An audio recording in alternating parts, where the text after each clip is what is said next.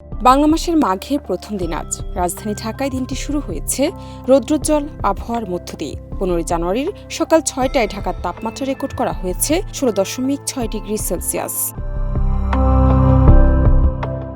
আবহাওয়া অধিদপ্তর জানিয়েছে, আজ সারাদিন আবহাওয়া শুষ্ক থাকতে পারে এবং দিনের তাপমাত্রা প্রায় অপরিবর্তিত থাকার সম্ভাবনা রয়েছে। সকাল 7টা থেকে পরবর্তী 24 ঘন্টার পূর্বাভাসে বলা হয়েছে, রাজধানী ও এর আশেপাশের এলাকায় আকাশ আংশিক মেঘলা থাকতে পারে। এ সময় উত্তর ও উত্তর পশ্চিম দিক থেকে ঘন্টায় 5 থেকে 10 কিলোমিটার বেগে হালকা বাতাস বয়ে যেতে পারে বলে জানানো হয়েছে। ঢাকার সর্বনিম্ন তাপমাত্রা ছিল 16.5 ডিগ্রি সেলসিয়াস। অপরদিকে 14 জানুয়ারি রাজধানীতে সর্বোচ্চ তাপমাত্রা রেকর্ড করা হয় 26.2 ডিগ্রি সেলসিয়াস। এদিকে আবহাওয়া অফিস জানিয়েছে, গত 24 ঘন্টায় ঢাকায় বৃষ্টিপাতের কোনো সম্ভাবনা নেই। রাজধানীতে সূর্যাস্ত হবে সন্ধ্যা 5টা 33 মিনিট আর 16 জানুয়ারি সূর্যোদয় হবে ভোর 6টা 44 মিনিটে। জানাত নিপু, দেশ রূপান্তর।